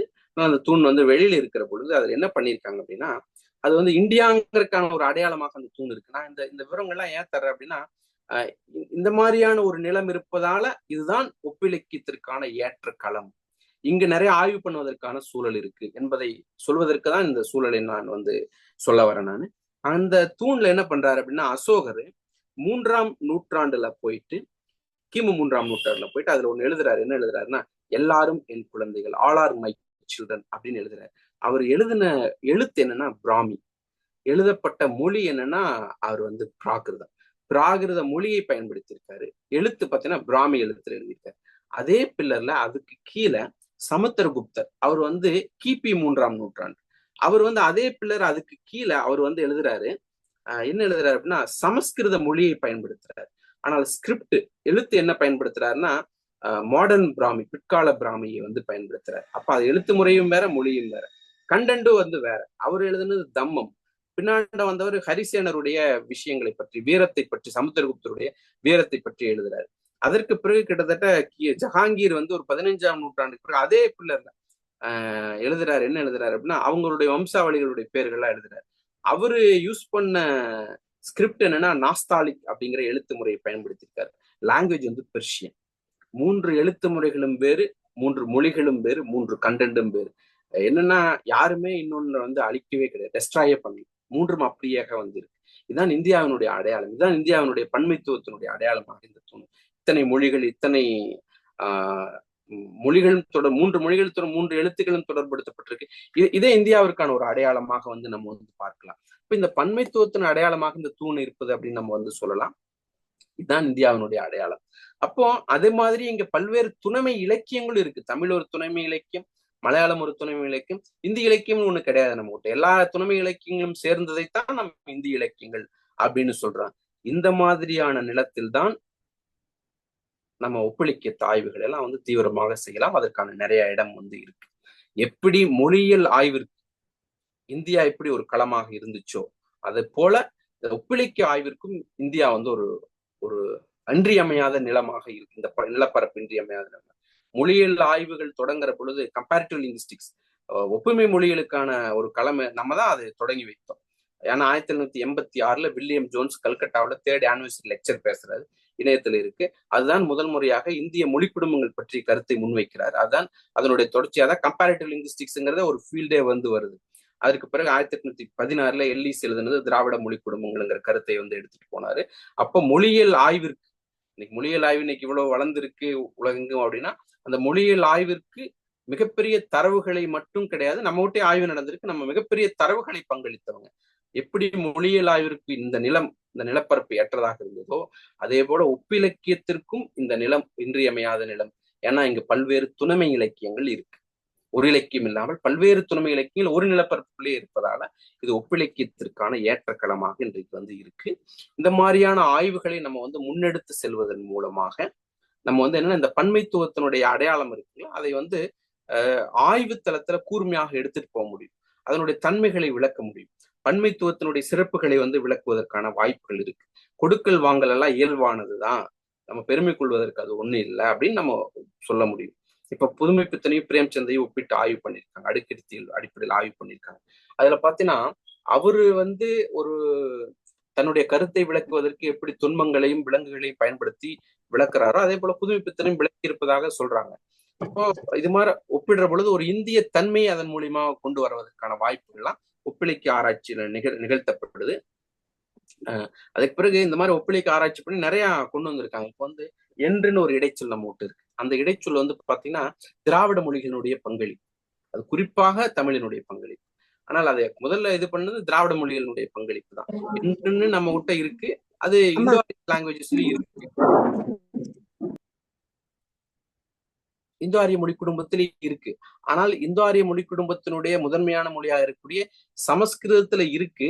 ஆனால் சமஸ்கிருதத்திற்கு மிக நெருங்கிய மொழியாக இருக்கக்கூடிய அவஸ்தன் அப்படிங்கிற மொழியில இல்ல. அவஸ்தங்கிற மொழியில இல்லாததுனால ஓல்டு பெர்ஷியன்லயும் இல்ல. அது ரெண்டும் வெரி க்ளோஸ் டு தி சான்ஸ்கிரிட்டுங்க. அப்போ ஓல்டு பெர்ஷியன்லயும் இல்ல, அவஸ்தங்கிறது இல்ல. ஆனா சான்ஸ்கிரிட்ல இருக்கு. இந்தோ ஆரிய குழி மற்ற மொழிகள்ல வந்து இருக்கு. தமிழ்ல அதனுடைய பல்வேறு நிலைகள்ல வந்து அது இருக்கு. மலையாளத்துல 1-2 இடத்துல வந்து இருக்கு. அப்ப இது திராவிட மொழிகளுடைய பங்களிப்பாக இருக்கு. என்றுங்கிற இடைச்சொல், அப்படிங்கிற இடைச்சொல், அதற்கு பிறகு வந்து வளைனா ஒளியன்கள், ரெட்ரோஃப்ளக்ஸ் கன்ஸ்ட்ரக்ஷன், அதுக்கு பிறகு பாஸ்ட் பார்ட்டிசிபல் கன்ஸ்ட்ரக்ஷன், கூட்டு வினையேற்றம் சொல்லக்கூடியது, அதுக்கு பிறகு ஒனமுட்ட போய்க்கு இரட்டை கிளவின்னு சொல்லக்கூடியது, இதெல்லாம் திராவிட மொழிகளுடைய பங்களிப்பாக சொல்லப்படும். இப்ப நம்ம ஒப்பிட்டு ஆராய்ச்சி பண்ணாதான் இதெல்லாம் நம்மளுடைய பங்களிப்புன்னு நம்ம சொல்லலாம். பெருமை கொள்ள வேண்டியதுல இது தனிப்பண்புகள். அதே போல நம்மளும் அதுல சில விஷயங்கள் நம்ம வந்து கடன் வாங்கியிருக்கலாம். குடுக்கல் வாங்கல் என்பது ஒரு நிலப்பரப்புக்குள்ள இயல்பானது என்பது இது மாதிரியான ஆய்வுகள் எல்லாம் வந்து நம்ம கண்டறியலாம். இந்த ஒப்பிலக்கிய ஆய்வுகள்ல எப்படி அடுத்தது 2வது பகுதியை நான் முடிச்சிடறேன், நான் நேரம் குறைவா இருப்பதால். 2வது பகுதிகளில் மொழிபெயர்ப்புன்னு ஒண்ணு இருக்கு. இப்போ இந்த ஒப்பிலக்கிய ஆராய்ச்சியிலே வந்து பாத்தீங்கன்னா மொழிபெயர்ப்பு ஒரு கூறா இருந்துச்சு. அதுக்கு பிறகு எனக்கு அது தனித்துறையாக வந்துருச்சு. மொழிபெயர்ப்பு ஒரு தனி அறிவுத்துறையாக வந்துருச்சு. அது தனியாகவும் அதை ஆராய்ச்சிகள் டிரான்ஸ்லேஷன் ஸ்டடீஸ்னே ஒரு தனி டிபார்ட்மெண்ட் வந்து வந்துருச்சு. ஒப்பிலக்கியம் தனி ஆராய்ச்சி வந்திருக்கு. இப்போ இதுல வந்து என்ன பண்ணியிருக்காங்கன்னா நம்ம ஒரு ஆராய்ச்சி தொடர்ச்சியா பண்ணிட்டே இருக்கோம். சங்க இலக்கியத்தை தொடர்ச்சி ஆராய்ச்சி பண்ணிட்டே வந்துட்டு இருக்கோம். இல்லைன்னா திருக்குறளை பண்ணிட்டே இருப்போம். ஒரு கட்டத்துல இந்த மாதிரி தமிழ் சூழலை இத்தனை ஆராய்ச்சி பண்ணியிருக்காங்க, எந்த மாதிரியான ஆராய்ச்சி போக்குகள் திருக்குறள் இது வரைக்கும் நிகழ்ந்திருக்குன்னு அந்த ஃபீல்டையே ஸ்டடி பண்றது, சங்க இலக்கிய ஆய்வுகளையே ஒரு ஆய்வாக நிகழ்த்துவது, திருக்குறள் ஆய்வுகளையே ஆய்வாக நிகழ்த்துவது. அது மாதிரி அமெரிக்காவில் வந்து பாத்தீங்கன்னா காயத்ரி ஸ்பிவாக்னு ஒருத்தவங்களை கூப்பிட்டு அங்க இருக்கக்கூடிய அமெரிக்கன் கம்பேரிட்டிவ் அசோசியேஷன், அமெரிக்காவுடைய ஒப்பியல் கழகம், இந்த மாதிரி ஒப்பிலக்கிய ஆராய்ச்சி நிறைய போயிட்டு இருக்குங்க. இந்த டிசிப்ளினை, இந்த ஒப்பிலக்கியங்கிற டிசிப்ளினை நீங்க ஸ்டடி பண்ணுங்க, சரியான பாதையில போறாங்களா அப்படின்னு. அப்ப அவங்க ஸ்டடி பண்ணி என்ன சொல்றாங்க அப்படின்னா, அவங்க ஸ்டடி பண்ணி ஒரு 3 லெக்சர் கொடுக்குறாங்க. அது இந்த மாதிரியான சூழல் அங்கெல்லாம் நடக்குது, நம்மளாம் கூட அது மாதிரி எல்லாம் செய்யலாம். அவங்க ஸ்டடி பண்ணி அது பின்னாடி அவங்களுடைய 3 சொற்பொழிவுகள் நூலாக வந்திருக்கு. டெத் ஆஃப் டிசிப்ளின் சொல்லிட்டு, ஒரு அறிவுத்துறையின் மரணம். அதாவது ஒப்பிலக்கியத்துறை வந்து இப்ப என்ன பண்ணிட்டு இருக்காங்கன்னா, ஒரு மொழி விளையாட்டு மாதிரி பண்ணிட்டு இருக்காங்க, ஒரு இன்வெஸ்டிகேஷன் பண்ணிட்டு இருக்காங்க, துப்பறிகிற வேலை பண்ணிட்டு இருக்காங்க. இங்க பாருங்க, எங்கூட்டு இருக்குது, உங்கூட்டு இல்ல, உங்கூட்டு இருப்பதை நான் போய் கண்டுபிடிக்கிறேன். இந்த துப்பறிகிற வேலைகள் ஒப்பிலக்கியத்துல ஆராய்ச்சி பண்ணிட்டு இருக்காங்க. இதை விட்டுட்டு ஒப்பிலக்கியத்தை அடுத்த கட்டத்திற்கு எடுத்துட்டு வரணும் அப்படின்னு அவங்க வந்து அந்த டிசிப்ளினை ஸ்டடி பண்ணி, டெத் ஆஃப் டிசிப்ளின், ஒரு அறிவுத்துறையின் மரணம் நூலாக அந்த சொற்பொழிவுகள் வந்திருக்கு. அதை நீங்க வாய்ப்பு இருக்கிறப்ப பாருங்க. அதை எடுத்து கொண்டு வந்து இனிமேல் ஒப்பிலக்கியத்தை ஆராய்ச்சி பண்றவங்க பண்பாட்டு ஆய்வுகளை நோக்கி எடுத்துட்டு போவாங்க. கல்ச்சுரல் ரிசர்ச் தான் வந்து பண்ணணும், ஜெண்டர் தீமேட்டிக் பண்ணணும், பாலின பொன்மை சார்ந்த ஆய்வுகளை பண்ணணும், டிரான்ஸ்லேஷன் ஸ்டடிஸ் ஆய்வு பண்ணணும் அப்படின்னு அவங்க சில பரிந்துரைகளை வந்து கொடுக்குறாங்க. அதாவது முதல்ல சூசன் பாஸ்டெட்டுங்கிறவங்க அவங்க என்ன பண்ணாங்கன்னா, ஒப்பிலக்கியத்தினுடைய இடத்தை மொழிபெயர்ப்பு பெற்றுவிட்டது, அது தனித்துறையாக நம்ம எடுத்துட்டு போலான்னு அவங்க சொல்றாங்க. அதற்கு பிறகு காயத்ரி ஸ்பிவாக் வந்து ஒப்பிலக்கியத்தை ஆராய்ச்சி பண்ணி அதனை வந்து அடுத்த கட்ட வளர்ச்சிக்கு எடுத்துட்டு போகணும், இந்த மாதிரியான ஆய்வுகளை எல்லாம் எடுத்துட்டு போகணும் அப்படின்னு அவங்க சில பரிந்துரைகள் கொடுக்குறாங்க. அப்புறம் அர்ஜென்டினா மார்ஸ்டெக் அப்படிங்கிறவங்களும் சில பரிந்துரைகளை கொடுக்குறாங்க. இந்த 3 பேரும் ஒப்பிலக்கியத்துறையில வந்து அடுத்த கட்ட வளர்ச்சி அதை எடுத்து செல்வதற்கு சில பரிந்துரைகளை எல்லாம் வந்து அவங்க வந்து கொடுத்துருக்குறாங்க. அப்போ ஒப்பிலக்கியம் வந்து இன்றைக்கு பண்பாட்டு ஆய்வுகளை நோக்கி நகர்ந்துருச்சு. நம்ம வந்து தாக்கம் அதுலயும் பண்ணலாம், ஆனால் அதை விட்டுட்டு அடுத்தது ஒரு பண்பாட்டு ஆய்வுகளை நோக்கி பண்ணலாம், சபால்டன் ரிசர்ச் பண்ண சொல்றாங்க. ஏன்னா இந்த மாதிரியான ஒப்பிலக்கிய ஆய்வுகள்ல ஒரு ஒரு ஒரு பகுதியினர் அதுல கலந்து கொள்ளாமையே இருக்காங்க, அவங்கள பற்றி ரிசர்ச் பண்ணப்படல. இப்ப விளிம்பு நிலை சார்ந்த ஆய்வுகளை பண்ணுவது, ஜெண்டர் தீம்ஸ், பாலினம் சார்ந்த ஏற்றத்தாழ்வுகளை எல்லாம் ஆராய்ச்சி பண்ணுவது, இந்த மாதிரியெல்லாம் ஆராய்ச்சிகளை நம்ம எடுத்துட்டு போகலாம் அப்படிங்கிற மாதிரியான ஒரு பார்வைகளை எல்லாம் வந்து அவங்க வந்து வைக்கிறாங்க. அப்போ மொழிபெயர்ப்பும் ரொம்ப முக்கியமானது. ஏன்னா ஒப்பிலக்கியத்தினுடைய ஒரு பகுதியா இருப்பதனால அந்த தலைப்பிலே அந்த மொழிபெயர்ப்பையும் நம்ம வந்து சேர்த்திருக்கிறோம். மொழிபெயர்ப்பான அந்த மொழிச்சூழலை நம்ம வந்து பார்த்து, இவ்வளவு மொழிகள் பேசப்படுறாங்க, 22 மொழிகள் இருந்தாலும் கூட நம்ம கிட்ட 19,569 தாய்மொழிகள் கண்டறியப்பட்டிருக்கு, நிறைய மொழி குடும்பங்கள் வந்து இருக்கு, நம்ம சில விஷயங்கள் கொடுத்துருக்கோம், அவங்க இதுல பண்ணலாம். அது போக மொழிபெயர்ப்பையும் நம்ம எடுத்து ஆராய்ச்சி பண்ணலாம், மொழிபெயர்ப்பு ஆராய்ச்சியும் பண்ணலாம், மொழிபெயர்ப்பு பணிகளையும் பண்ணலாம். ஏன்னா டிரான்ஸ்லேஷன் யூனிவர்சிட்டின்னு ஒன்று தொடங்குவதற்கெல்லாம் ப்ரொபோசல் முதல்ல கொடுக்கப்பட்டுச்சு, அது அப்படியே நின்றுருக்கு. பின்னாண்ட ஒரு மொழிபெயர்ப்பு பல்கலைக்கழகமும் ஒன்றை உருவாக்குவதற்கான பரிந்துரைகள்லாம் வந்து கொடுக்கப்பட்டிருக்கு. அதனால இந்த மாதிரியான ஒப்பிலக்கியமும் மொழிபெயர்ப்பும் ஒரு இன்னைக்கு இருக்கிற ஆய்வு புலங்கள்ல ஒரு முக்கியமான ஆய்வு புலங்களாக இருக்குது அப்படிங்கிறதா இந்த உரையின் வழியாக நம்ம சொல்ல வருவது. இது சில குறிப்புகள் தான், இதை வைத்துக்கொண்டு நம்ம அது குறித்து இன்னும் கூடுதலாக நீங்க சிந்திச்சு பார்க்கலாம். இன்னும் இதுல நிறைய ஆய்வுகளை நிகழ்த்துவதற்கு வாய்ப்பு இருக்கு, நீங்க சிந்திச்சு வந்து பாருங்க. ஒரு வகையில் இந்த உரை பகிர்வு உங்களுக்கு இது குறித்து சிந்திப்பதற்கு உதவியாக இருந்தா எனக்கு ரொம்ப சந்தோஷம். ஏதாவது நம்ம கேள்விகள் இருந்தால் அதுல வந்து விவாதிக்கலாம். 12 மணிக்கு முடித்துக் கொள்வதாக நம்ம திட்டமிட்டிருந்தோம். 12 மணி ஆயிடுச்சு, ஒரு 10-15 நிமிடங்கள் விவாதிக்கலாம். இந்த வாய்ப்பிற்கு நன்றி. முழுமையாக நம்ம சொல்லிட்டோம் அப்படின்னு நம்ம வந்து சொல்ல முடியாது, சில விஷயங்களை நம்ம தொற்றுக்கிறோம். அதனுடைய முக்கியத்துவத்தை, இந்த நிலம் முக்கியமானது, இந்த ஆராய்ச்சி புலங்கள் பற்றியெல்லாம் சொல்லியிருக்கிறதாக நான் எடுத்துக்கொள்றேன். இந்த குறிப்புகளை குறித்து நீங்க கூடுதலாக வந்து பார்க்கலாம். இந்த வாய்ப்புக்கு நன்றி, வணக்கம்.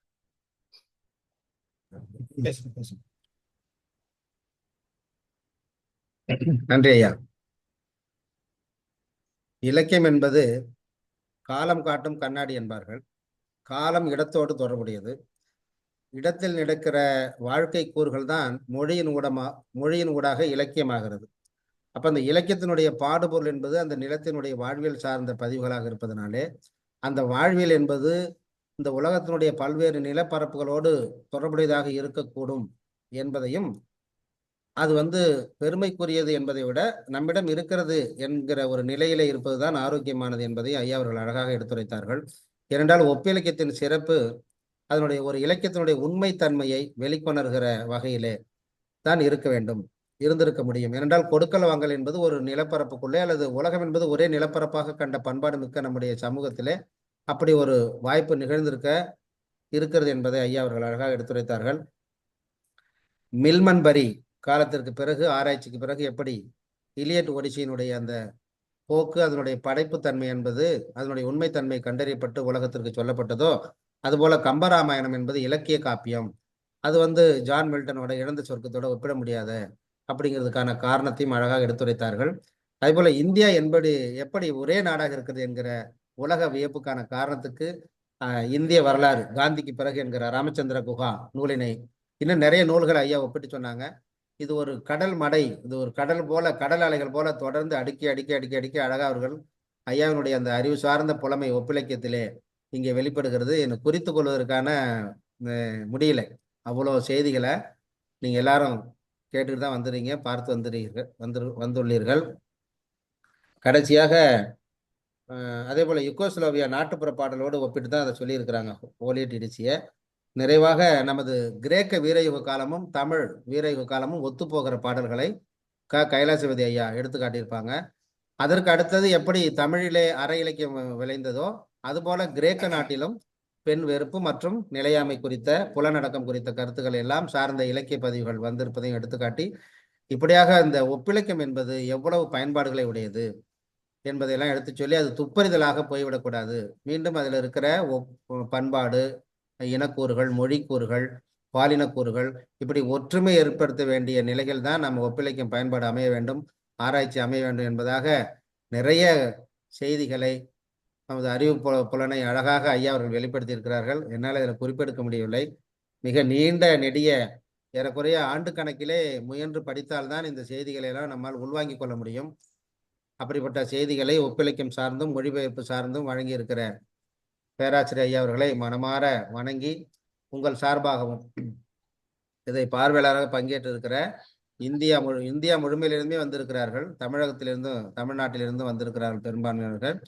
உத்தரப்பிரதேசத்திலிருந்து நமக்கு இந்த செய்திகள் எல்லாம் வழங்கிய அண்ணாருக்கு உங்கள் சார்பாகவும் கல்லூரி நிர்வாகம் சார்பாகவும் தமிழ்துறை சார்பாகவும் மிகுந்த நன்றியை தெரிவித்துக் கொள்கிறேன். நன்றி நன்றி நன்றி ஐயா. ரொம்ப மகிழ்ச்சிங்க ஐயா. மிகுந்த சந்தோஷம். உங்கள் நேரம் பொன்னானது.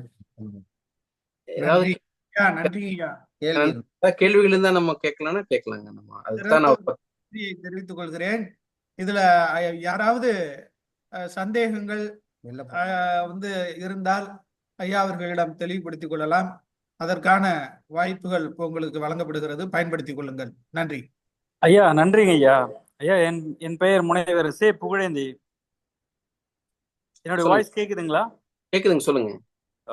உங்களுடைய இந்த கருத்துரை மிக அருமையாக இருந்தது ஐயா. அதாவது தொடக்கத்துல இருந்து உலகளாவிய ஒரு ஒப்பியல் இலக்கியம் எப்படி வளர்ந்துருக்குது அப்படின்றத நீங்க சொல்லியிருந்த அந்த மேற்கோள்கள்லாம் ரொம்ப அருமையா இருந்தது. அறிவியல் அடிப்படையோடு இருந்த ஒன்றாக இருந்தது. எதனால நான் சொல்றேன்னா, நானும் ஒப்பியல் நோக்கில் புதினமும் சிம்பொனி இசையும் அப்படின்ற தலைப்புல சென்னை பல்கலைக்கழகத்துல முனைவர் பட்ட ஆய்வு சமர்ப்பித்து இருக்கிறேன் ஐயா. இசையோடு எவ்வாறு ஒப்பீடு செய்திருக்காங்க அப்படின்றதையும் நான் தெரிவிக்கிறதுக்காக தான் நான் இப்போ உங்களாண்ட சொல்ல விருப்பப்படுறேன். அது சிம்பொனி இசைன்றது எப்படி வளருகின்றதோ, அதனுடைய தொடக்கம், வளர்ச்சி, உச்சம், முடிவென்று இருக்கிறதோ, அதுபோல நாவல்ல கூட என்ன பண்றாங்க, தொடக்கம், வளர்ச்சி, வீழ்ச்சி, அப்புறம் முடிவு அப்படின்றத தொடர்பு படுத்தி நானும் அந்த முனைவர் பட்டத்தை சமர்ப்பித்து இருக்கிறேன் ஐயா. நீங்க சொல்றப்போ அதெல்லாம் எனக்கு கொஞ்சம் நினைவுக்கு வந்தது. உங்களுடைய ஆய்வு அந்த அறிவியல் ஒப்பீடோடு நீங்க சொன்ன விதம் ரொம்ப சிறப்பா இருந்தது ஐயா. இது தமிழ் இலக்கிய வளர்ச்சிக்கு ரொம்ப ரொம்ப ஒரு பெரும் பங்கா இருக்கும்னு நான் நினைக்கிறேன் ஐயா.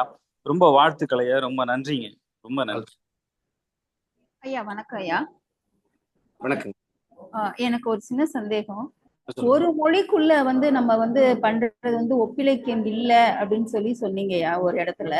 அப்போ சங்க இலக்கியத்தையும் நவீன இலக்கியத்தையும் ஒப்பிடுறது ஒப்பிலக்கியம் ஆகாதா? அது எப்படி சொல்றாங்கன்னாங்க, சிம்பிள் கம்பேரிசன். அது ஒரு இயல்பான ஒப்பீடுங்கிற வகையில தான் அதை வைத்து பார்க்கிறாங்க. அது ஒப்பிலக்கியம் என்கிற அந்த முழுமைக்குள்ள அது பொருந்தும்னு சொல்ல முடியாதுன்னு சொல்றாங்க. ஏன் அப்படி சொல்றாங்க அப்படின்னாங்க, ஒப்பிலக்கியம் ஒப்பீடுனாலே அதுல பண்பாடுகள் தொடர்புபடுத்தப்பட்டிருக்கணும். அதாவது comparison compare to the cultures அப்படிங்கிறாங்க. கல்ச்சர் அதாங்கய்யா, ஒரே ஒரு நிமிஷம். இப்ப சங்க இலக்கியத்துல இருக்கிற உடைக்கும் இப்ப நவீன இலக்கியத்துல இருக்கிற உடைக்குமே பல கல்ச்சுரல் டிஃபரன்ஸ் இருக்கு இல்லையா? அப்ப ஏன் அது ஒப்பிலக்கியம் ஆகாது? ஆமாங்க. அது வந்து இப்போ அது எப்படி சொல்றாங்கன்னா, இது ஒரு நிலத்துக்குள்ள நிகழ்ந்ததா, ஒரு நிலப்பரப்புக்குள்ள தமிழ்ங்கிற ஒரு நிலப்பரப்புக்குள்ள இருப்பதால அதுல இது வந்து சில வளர்ச்சிகளை பெற்றிருக்கிற மூலியம் அதை அவங்க ஒப்பிலக்கியம் அப்படிங்கிற அந்த அந்த முழுமைக்குள்ள அடக்காம ஒரு சிம்பிள் கம்பேரிசன் வைத்து பார்க்கலாம் அப்படின்னு அவங்க ஒரு பார்வையை வந்து முன்வைக்கிறாங்க.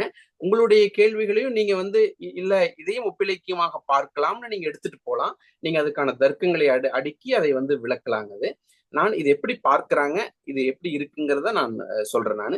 நீங்க திருமலை அவங்க சிம்பிள் கம்பேரிசன் அவங்க தான் அதை விளக்கியிருக்காங்க. தமிழ் சூழலே இருக்கு, உலகெங்குமே அந்த பார்வை தான் வந்து பெரும்பாலும் வந்து இருக்கு. ஏன்னா அதுல 2 பண்பாடுகள் தொடர்படுத்தப்படலைங்கிறதா அவங்களுடைய பரப்பு. நீங்க என்ன அந்த பண்பாடுக்குள்ளேயும் இப்ப கோயம்புத்தூருக்கும் மதுரை பண்பாட்டுக்கும் வேறுபாடு இருக்கே, அதையும் நம்ம கருதலாமே அப்படிங்கிற வாதத்தை முன்வைக்கிறீங்க. அதுவும் நீங்க அதை எப்படி எடுத்துட்டு போறீங்களோ அதை பொறுத்துதான் அந்த அந்த பார்வை வந்து வருங்க. நீங்க அதை விவாதிக்கலாங்க. ஆனால் அவங்க முதல்ல இருக்கக்கூடிய பார்வை அந்த மாதிரி இருக்கு. நன்றிங்க.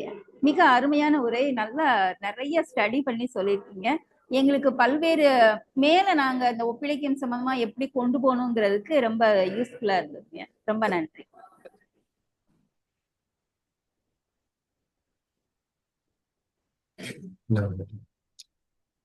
பேராசிரியர் பெருமக்கள், வேறு யாரேனும் ஐயாவிடம் சந்தேகம் கேட்டு தெளியலாம்.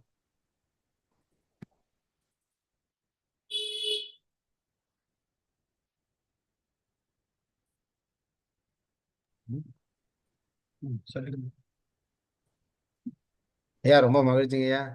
உண்மையிலே உங்க பொன்னான நேரம் எங்களுக்கு கிடைக்காது, இந்த பிறவியில கிடைத்தது. ஒப்பிலக்கிய வழிக்குள்ள போனால மீண்டும் இந்த ஒப்பு சேர வேண்டும். ரொம்ப உங்க உதவி வேணும். ரொம்ப மகிழ்ச்சிங்க ஐயா. கண்டிப்பா நன்றி. கொஞ்சம் வெளியில 11 to 12 இருந்தாங்க, அதனால நான் அது வேற. நன்றிங்க. கவனமா போயிட்டு வாங்க. நன்றி.